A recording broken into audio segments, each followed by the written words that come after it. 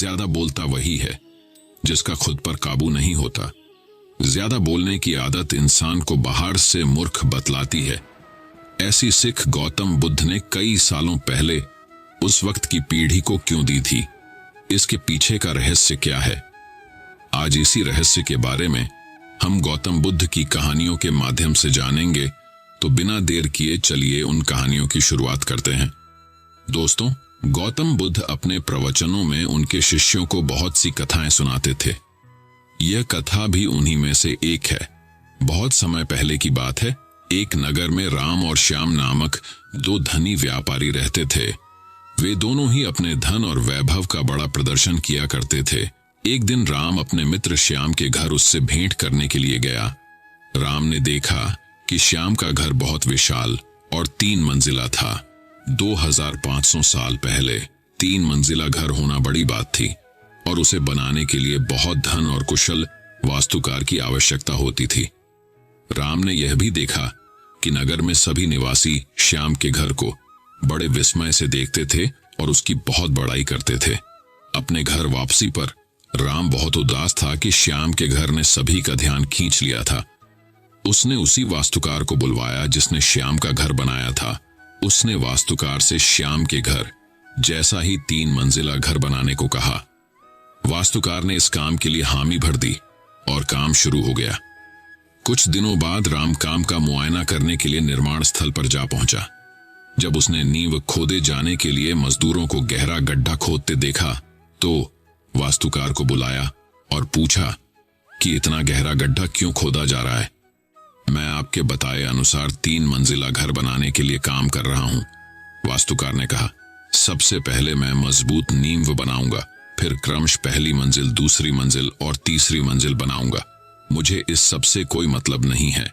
राम ने कहा, तुम सीधे ही तीसरी मंजिल बनाओ और उतनी ही ऊंची बनाओ जितनी ऊंची तुमने श्याम के लिए बनाई थी। नींव की और बाकी मंजिलों की परवाह मत करो। वास्तुकार ने कहा, ऐसा तो नहीं हो सकता। राम ने नाराज होकर कहा, ठीक है, यदि तुम यह नहीं करोगे तो मैं किसी और से करवा लूंगा। उस नगर में कोई भी वास्तुकार नींव के बिना वह घर नहीं बना सकता था। फलत वह घर कभी न बन पाया। अंततः किसी भी बड़े कार्य को संपन्न करने के लिए उसकी नींव सबसे मजबूत बनानी चाहिए एवं काम को योजनाबद्ध तरीके से किया जाना चाहिए। हमें इस कहानी से सीख मिलती है कि जल्दबाजी में किया गया या करवाया गया काम सफल नहीं हो पाता। वही दोस्तों, दूसरी कहानी कुछ इस प्रकार है। एक अत्यंत गरीब परिवार का एक बेरोजगार युवक नौकरी की तलाश में किसी दूसरे शहर जाने के लिए रेलगाड़ी से सफर कर रहा था। घर में कभी कभार ही सब्जी बनती थी, इसलिए उसने रास्ते में खाने के लिए सिर्फ रोटियां ही रखी थीं। आधा रास्ता गुजर जाने के बाद उसे भूख लगने लगी और वह टिफिन में से रोटियां निकालकर खाने लगा। उसके खाने का तरीका कुछ अजीब ही था। वह रोटी का एक टुकड़ा लेता और उसे टिफिन के अंदर कुछ ऐसे डालता मानो रोटी के साथ कुछ और भी खा रहा हो, जबकि उसके पास तो सिर्फ रोटियां थीं। उसकी इस हरकत को आसपास के और दूसरे यात्री देखकर हैरान हो रहे थे। वह युवक हर बार रोटी का एक टुकड़ा लेता और झूठ मूठ का टिफिन में डालता और खाता। सभी सोच रहे थे कि आखिर वह युवक ऐसा क्यों कर रहा था। आखिरकार एक व्यक्ति से रहा नहीं गया और उसने उससे पूछ ही लिया कि भैया, तुम ऐसा क्यों कर रहे हो? तुम्हारे पास सब्जी तो है ही नहीं, फिर रोटी के टुकड़े को हर बार खाली टिफिन में डालकर ऐसे खा रहे हो मानो उसमें सब्जी हो। तब उस युवक ने जवाब दिया, भैया, इस खाली ढक्कन में सब्जी नहीं है, लेकिन मैं अपने मन में ये सोचकर खा रहा हूं कि इसमें बहुत सारा अचार है। मैं अचार के साथ रोटी खा रहा हूं।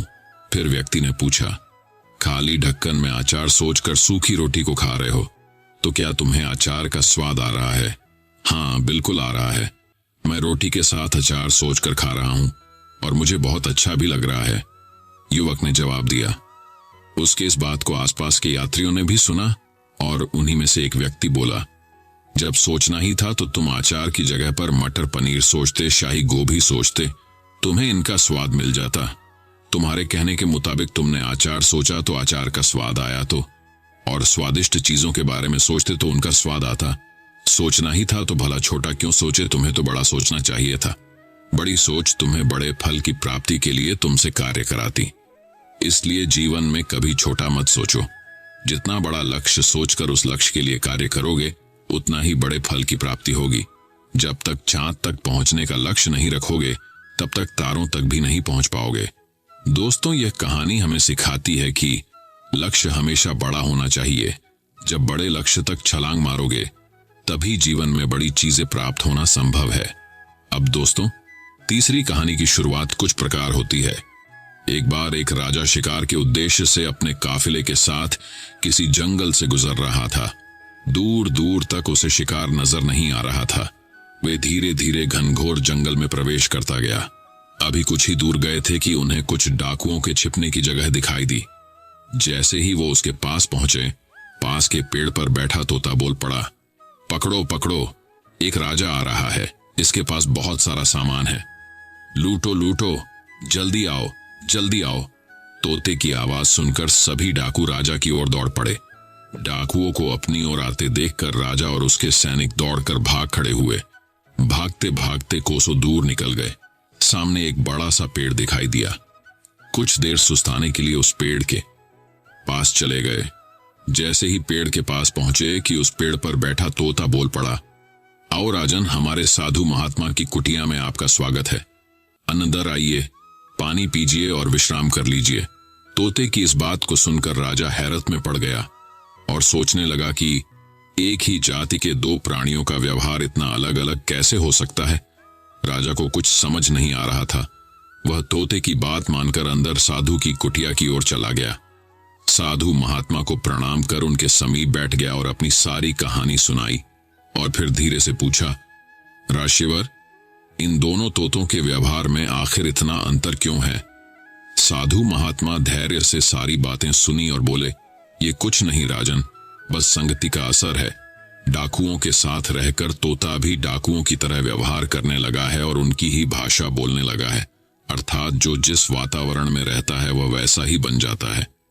कहने का तात्पर्य यह है कि मूर्ख भी विद्वानों के साथ रहकर विद्वान बन जाता है, और अगर विद्वान भी मूर्खों के संगत में रहता है तो उसके अंदर भी मूर्खता आ जाती है। इसीलिए हमें संगति सोच समझ कर करनी चाहिए। अब दोस्तों, चौथी कहानी कुछ इस प्रकार शुरू होती है। एक गांव में एक बुढ़िया रहती थी जिसका एक पुत्र था। दोनों ही निर्धन थे और बहुत ही कठिनाई में जीवन व्यतीत कर रहे थे। एक दिन बुढ़िया के पुत्र ने अपनी माता से कहा कि यहाँ पर तो मेरे लिए कोई काम है नहीं, आप मुझे अनुमति दीजिए ताकि मैं किसी दूसरे नगर जाऊं। हो सकता है कि वहां पर मुझे कोई काम मिल जाए और मैं पैसा कमाकर वापस आऊं। बूढ़ी मां ने अपने बेटे को एक सिक्का दिया और थोड़ी सी रोटी भी यात्रा मार्ग के लिए दे दी। इसके बाद उसने अपने पुत्र को विदा किया। बुढ़िया का बेटा चलते चलते एक बाजार पहुंचा। वहां पर उसने एक बूढ़े भिखारी को देखा। वह चिल्ला चिल्ला कर कह रहा था कि है कोई जो मेरे जीवन के अनुभव को एक सिक्के में खरीदे। कोई भी उस बूढ़े भिखारी की बात नहीं सुन रहा था। इसी उस युवक ने सोचा कि मेरे पास एक सिक्के के अतिरिक्त कुछ भी नहीं है, क्यों ना यह सिक्का मैं इस बूढ़े को दे दूं। उसने यह सोचते हुए वह सिक्का बूढ़े को दे दिया। सिक्का देते समय युवक ने उस बूढ़े से कहा कि अब तुम मुझको अपने जीवन का अनुभव बताओ। बूढ़े ने कहा कि कोई भी अपनी वर्तमान स्थिति से संतुष्ट नहीं है। वह सोचता है कि इस स्थान से किसी दूसरे स्थान पर जाऊं ताकि मेरी स्थिति बेहतर हो जाए। बूढ़े ने कहा कि मेरे हिसाब से तो वह स्थान उचित है जहां पर मन को शांति मिले। प्रसन्नता महत्वपूर्ण है, न कि स्थान। बूढ़े की बात सुनने के पश्चात युवा आगे बढ़ गया और चलते चलते एक जंगल में पहुंचा। वहां पर उसने देखा कि बहुत से लोग एक कुएं के किनारे जमा हैं। उसने उन लोगों से पूछा कि क्या हुआ। लोगों ने कहा कि इस आशा के साथ हमारा कारवां यहां पर आया था कि इस कुएं से पानी निकालकर पिएगा। अब हम स्वयं प्यासे हैं और हमारे पशु भी प्यासे हैं। हमने कुएं से पानी निकालने के लिए कई बार रस्सी में बाल्टी बांधकर कुएं में डाली और हर बार रस्सी टूट गई और बाल्टी कुएं में गिर गई। अंत में हमने एक व्यक्ति को कुएं में भेजा ताकि वह हमारी बाल्टियों को वापस ले आए, किंतु वह भी वापस नहीं आया। पता नहीं कुएं में क्या है। युवक जो अपने घर से काम के लिए ही निकला था, उसने यह सोचा कि इन लोगों को अपनी योग्यता और क्षमता को प्रदर्शित करने का यह बहुत अच्छा अवसर है।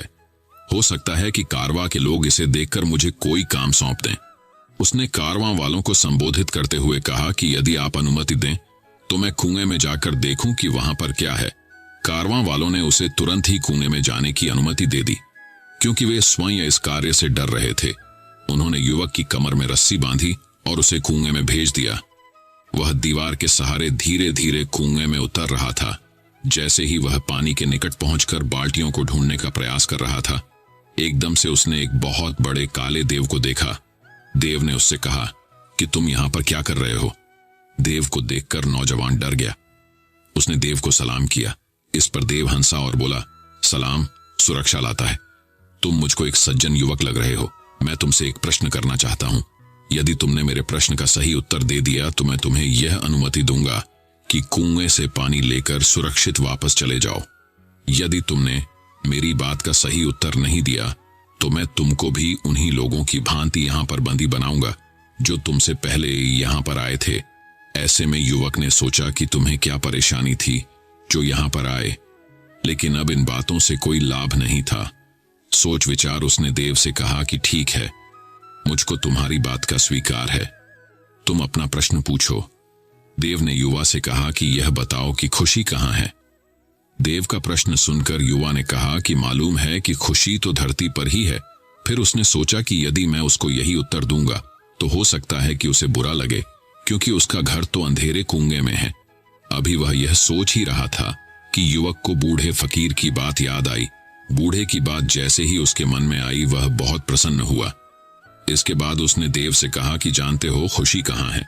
जहां पर मन प्रसन्न है वहीं पर खुशी है। उसकी बात सुनकर देव बहुत प्रसन्न हुआ। उसने कहा कि तुम्हारी बातों से पता चलता है कि तुम बहुत समझदार और अनुभवी हो। तुमसे पहले जिससे मैंने यह प्रश्न किया था उसने मुझसे कहा था कि धरती पर पाए जाने वाले बाग खुशी का स्थल है, जबकि मुझको तो यही स्थान अच्छा लगता है और मैं इसे ही पसंद करता हूं। देव ने कहा कि जाओ बाल्टियों को ले जाओ, मैं तुमको 3 अनार दूंगा। जब तक अपने घर न पहुंच जाना, किसी से भी इस बारे में कोई बात नहीं करना। युवक ने देव का आभार व्यक्त किया। बाल्टियों को पानी से निकालकर एकत्रित किया और उनको पानी से भरकर वापस ऊपर भेज दिया। उसके बाद वह भी कुएं से सुरक्षित वापस निकल आया। बाहर आने के बाद उसने देव की कहानी कारवां वालों को सुनाई, किंतु अनार के बारे में उसने उनसे कुछ भी नहीं कहा। कारवां वालों से उसका आभार व्यक्त किया।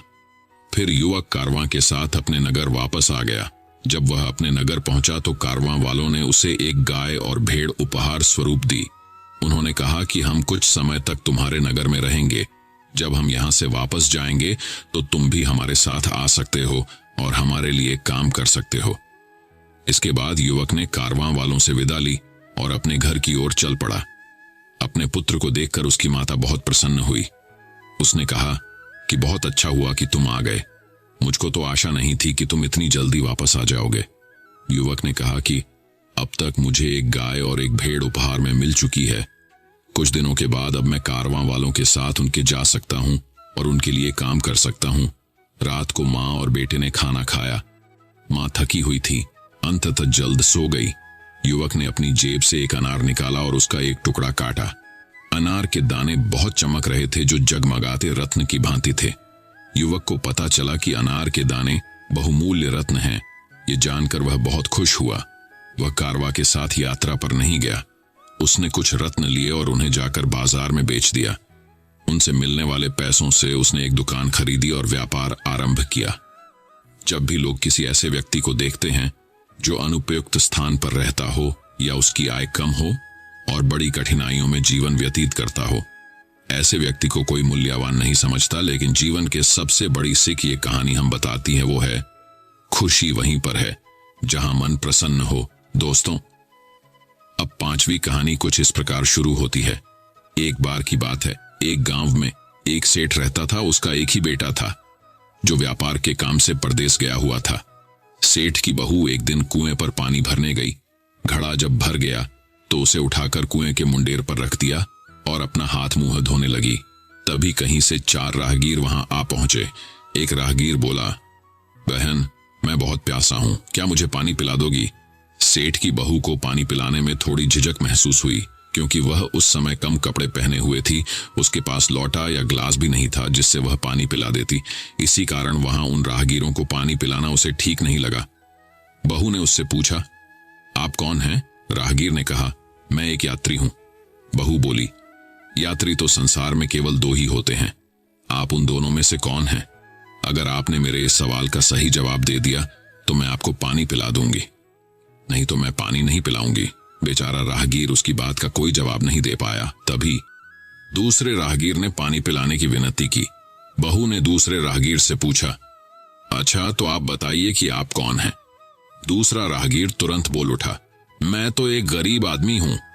सेठ की बहू बोली, भैया गरीब तो केवल दो ही होते हैं, आप उनमें से कौन हैं? प्रश्न सुनकर दूसरा राहगीर चकरा गया। उसको कोई जवाब नहीं सूझा तो वह चुपचाप हट गया। तीसरा राहगीर बोला, बहन मुझे बहुत प्यास लगी है, ईश्वर के लिए तुम मुझे पानी पिला दो। बहू ने पूछा, अब आप कौन हैं? तीसरा राहगीर बोला, बहन मैं तो एक अनपढ़ गंवार हूं। यह सुनकर बहू बोली, अरे भाई अनपढ़ गंवार तो इस संसार में बस दो ही होते हैं, आप उनमें से कौन हैं? बेचारा तीसरा राहगीर भी कुछ बोल नहीं पाया। अंत में चौथा राहगीर आगे आया और बोला, बहन मेहरबानी करके मुझे पानी पिला दें, प्यासे को पानी पिलाना तो बड़े पुण्य का काम होता है। सेठ की बहू बड़ी ही चतुर और होशियार थी। उसने चौथे राहगीर से पूछा, आप कौन हैं? वह राहगीर अपनी खींच छिपाते हुए बोला, मैं तो बहन बड़ा ही मूर्ख हूं। बहू ने कहा, मूर्ख तो संसार में केवल दो ही होते हैं, आप उनमें से कौन हैं? वह बेचारा भी उसके प्रश्न का उत्तर नहीं दे सका। चारों पानी पिए बगैर ही वहां से जाने लगे तो बहू बोली, यहां से थोड़ी ही दूर पर मेरा घर है, आप लोग कृपया वहीं चलिए, मैं आप लोगों को पानी पिला दूंगी। चारों राहगीर के घर की तरफ चल पड़े। बहू ने इसी बीच पानी का घड़ा उठाया और छोटे रास्ते से अपने घर पहुंच गई।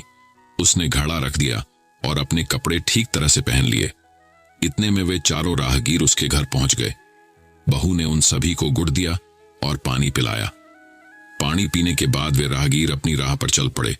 सेठ उस समय घर में एक तरफ बैठा यह सब देख रहा था। उसे बड़ा दुख हुआ। वह सोचने लगा, इसका पति तो व्यापार करने के लिए परदेश गया है और यह उसकी गैर हाजिरी में पराए मर्दों को घर बुलाती है, उनके साथ हंसती बोलती है। इसे तो मेरा भी लिहाज नहीं है। यह सब देख अगर मैं चुप रह गया तो आगे से इसकी हिम्मत और बढ़ जाएगी। मेरे सामने इसे किसी से बोलते बतियाते शर्म नहीं आती तो मेरे पीछे न जाने क्या क्या करती होगी। फिर एक बात यह भी है कि बीमारी कोई अपने आप ठीक नहीं होती, उसके लिए वैद्य के पास जाना पड़ता है। क्यों न इसका फैसला राजा पर ही छोड़ दूं। यही सोचता वह सीधा राजा के पास जा पहुंचा और अपनी परेशानी बताई। सेठ की सारी बातें सुनकर राजा ने उसी वक्त बहू को बुलाने के लिए सिपाही बुलवा भेजे और उनसे कहा, तुरंत सेठ की बहू को राजसभा में उपस्थित किया जाए। राजा के सिपाहियों को अपने घर पर आया देख उस सेठ की पत्नी ने अपनी बहू से पूछा, क्या बात है बहू रानी, क्या तुम्हारी किसी से कहां सुनी हो गई थी जो उसकी शिकायत पर राजा ने तुम्हें बुलाने के लिए सिपाही भेज दिए?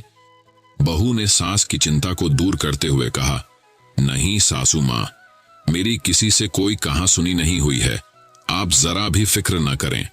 सास को आश्वस्त कर वह सिपाहियों से बोली, तुम पहले अपने राजा से यह पूछ कर आओ कि उन्होंने मुझे किस रूप में बुलाया है, बहन, बेटी या फिर बहू के रूप में, किस रूप में मैं उनकी राजसभा में मैं आऊं। बहू की बात सुन सिपाही वापस चले गए। उन्होंने राजा को सारी बातें बताईं। राजा ने तुरंत आदेश दिया कि पालकी लेकर जाओ और कहना कि उसे बहू के रूप में बुलाया गया है। सिपाहियों ने राजा की आज्ञा के अनुसार जाकर सेठ की बहू से कहा, राजा ने आपको बहू के रूप में आने के लिए पालकी भेजी है। बहू उसी समय पालकी में बैठकर राजसभा में जा पहुंची। राजा ने बहू से पूछा, तुम दूसरे पुरुषों को घर क्यों बुला लाई जबकि तुम्हारा पति घर पर नहीं है?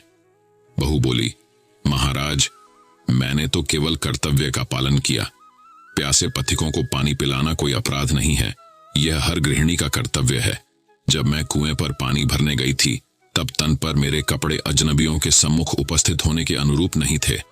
इसी कारण उन राहगीरों को कुएं पर पानी नहीं पिलाया। उन्हें बड़ी ही प्यास लगी थी और मैं उन्हें पानी पिलाना चाहती थी, इसीलिए उनसे मैंने मुश्किल प्रश्न पूछे और जब वे उनका उत्तर नहीं दे पाए तो उन्हें घर बुला लाई। घर पहुंचकर ही उन्हें पानी पिलाना उचित था। राजा को बहू की बात ठीक लगी। राजा को उन प्रश्नों के बारे में जानने की बड़ी उत्सुकता हुई जो बहू ने चारों राहगीरों से पूछे थे। राजा ने सेठ की बहू से कहा, भला मैं भी तो सुनूं कि वे कौन से प्रश्न थे जिनका उत्तर वे लोग नहीं दे पाए। बहू ने तब वे सभी प्रश्न दोहरा दिए। बहू के प्रश्न सुन राजा और सभासद चकित रह गए। फिर राजा ने उससे कहा, तुम खुद ही इन प्रश्नों के उत्तर दो, हम अब तुमसे यह जानना चाहते हैं। बहू बोली, महाराज, मेरी दृष्टि में पहले प्रश्न का उत्तर है कि संसार में सिर्फ दो ही यात्री हैं, सूर्य और चंद्रमा। मेरे दूसरे प्रश्न का उत्तर है कि बहू और गाय इस पृथ्वी पर ऐसे दो प्राणी हैं जो गरीब हैं। अब मैं तीसरे प्रश्न का उत्तर सुनाती हूँ। महाराज, हर इंसान के साथ हमेशा अनपढ़ गंवारों की तरह जो हमेशा चलते रहते हैं वे हैं भोजन और पानी। चौथे आदमी ने कहा था कि वह मूर्ख है, और जब मैंने उससे पूछा कि मूर्ख तो दो ही होते हैं, तुम उनमें से कौन से मूर्ख हो, तो वह उत्तर नहीं दे पाया। इतना कहकर वह चुप हो गई। राजा ने बड़े आश्चर्य से पूछा, क्या तुम्हारी नजर में इस संसार में सिर्फ दो ही मूर्ख हैं महाराज? इस घड़ी, इस समय मेरी नजर में सिर्फ दो ही मूर्ख हैं। राजा ने कहा, तुरंत बतलाओ कि वे दो मूर्ख कौन हैं। इस पर बहू बोली, महाराज, मेरी जान बख्श दी जाए तो मैं इसका उत्तर दूं। राजा को बड़ी उत्सुकता थी यह जानने की कि वे दो मूर्ख कौन हैं। सो उसने तुरंत बहू से कह दिया, तुम निसंकोच होकर कहो, हम वचन देते हैं तुम्हें कोई सजा नहीं दी जाएगी। बहू बोली, महाराज, मेरे सामने इस वक्त बस दो ही मूर्ख हैं। फिर अपने ससुर की ओर हाथ जोड़कर कहने लगी, पहले मूर्ख तो मेरे ससुर जी हैं जो पूरी बात जाने बिना ही अपनी बहू की शिकायत राज दरबार में की। अगर इन्हें शक हुआ ही था तो ये पहले मुझसे पूछ तो लेते, मैं खुद ही इन्हें सारी बातें बता देती। इस तरह घर परिवार की बेइज्जती तो नहीं होती। ससुर को अपनी गलती का एहसास हुआ। उसने बहू से माफी मांगी। बहू चुप रही। राजा ने तब पूछा, और दूसरा मूर्ख कौन है? बहू ने कहा, दूसरा मूर्ख खुद इस राज्य का राजा है, जिसने अपनी बहू की मान मर्यादा का जरा भी ख्याल नहीं किया और सोचे समझे बिना ही बहू को भरी राजसभा में बुलवा लिया। बहू की बात सुनकर राजा पहले तो क्रोध से आग बबूला हो गया, परंतु तभी सारी बातें उसकी समझ में आ गईं। समझ में आने पर राजा ने बहू को उसकी समझदारी और चतुराई की सराहना करते हुए उसे ढेर सारे पुरस्कार देकर सम्मान सहित विदा किया। दोस्तों, अब छठी कहानी कुछ इस प्रकार शुरू होती है। बहुत समय पहले की बात है। एक गांव में एक धनी सेठ रहता था। उसके बंगले के पास एक जूते सिलने वाले गरीब मोची की एक छोटी सी दुकान थी। उस मोची की एक खास आदत थी कि वो जब भी जूते सिलता तो भगवान के भजन गुनगुनाता रहता था, लेकिन सेठ ने कभी उसके भजनों की तरफ ध्यान ही नहीं दिया।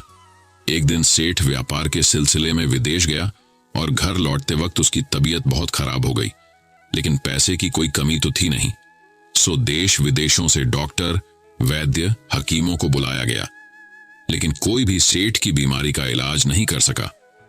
अब सेठ की तबीयत दिन प्रतिदिन खराब होती जा रही थी। वह चल फिर भी नहीं पाता था। एक दिन वह घर में अपने बिस्तर पे लेटा था। अचानक उसके कान में मोची के भजन गाने की आवाज सुनाई दी। सेठ को आज मोची के भजन कुछ अच्छे लग रहे थे। कुछ ही देर में सेठ इतना मंत्रमुग्ध हो गया कि उसे ऐसा लगा जैसे वो साक्षात परमात्मा से मिलन कर रहा हो। मोची के भजन सेठ को उसकी बीमारी से दूर लेते जा रहे थे। कुछ देर के लिए सेठ भूल गया कि वह बीमार है। उसे अपार आनंद की प्राप्ति हुई। कुछ दिन तक यही सिलसिला चलता रहा। अब धीरे धीरे सेठ के स्वास्थ्य में सुधार आने लगा। एक दिन उसने मोची को बुलाया और कहा, मेरी बीमारी का इलाज बड़े बड़े डॉक्टर नहीं कर पाए, लेकिन तुम्हारे भजन ने मेरा स्वास्थ्य सुधार दिया। ये लो 1000 रुपए इनाम। मोची खुश होते हुए पैसे लेकर चला गया। लेकिन उस रात मोची को बिल्कुल नींद नहीं आई। वो सारी रात यही सोचता रहा कि इतने सारे पैसों को कहां छुपा कर रखूं और इनसे क्या क्या खरीदना है। इसी सोच की वजह से वो इतना परेशान हुआ कि अगले दिन वो काम पे भी नहीं जा पाया। अब भजन गाना तो जैसे वो भूल ही गया था। मन में खुशी थी पैसे की। अब तो उसने काम पर जाना ही बंद कर दिया और धीरे धीरे उसकी दुकानदारी भी चौपट होने लगी। इधर सेठ की बीमारी फिर से बढ़ती जा रही थी। एक दिन मोची सेठ के बंगले में आया और बोला, सेठ जी, आप अपने ये पैसे वापस रख लीजिए। इस धन की वजह से मेरा धंधा चौपट हो गया। मैं भजन गाना ही भूल गया। इस धन ने तो मेरा परमात्मा से नाता ही तुड़वा दिया। मोची पैसे वापस करके फिर से अपने काम में लग गया।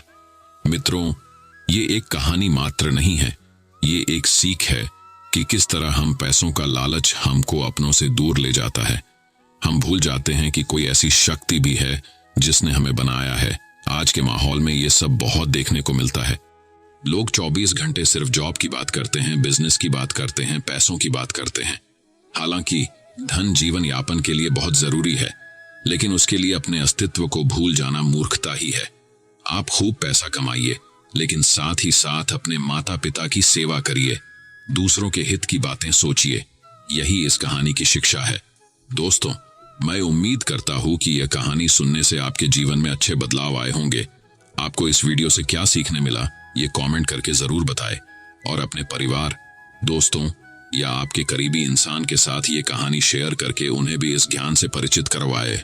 बाकी अगर आपको ये वीडियो दिल से अच्छी लगी हो तभी इस वीडियो को लाइक कर देना, और आपने अब तक इस चैनल को सब्सक्राइब न किया हो तो चैनल को सब्सक्राइब भी जरूर कर देना। आपका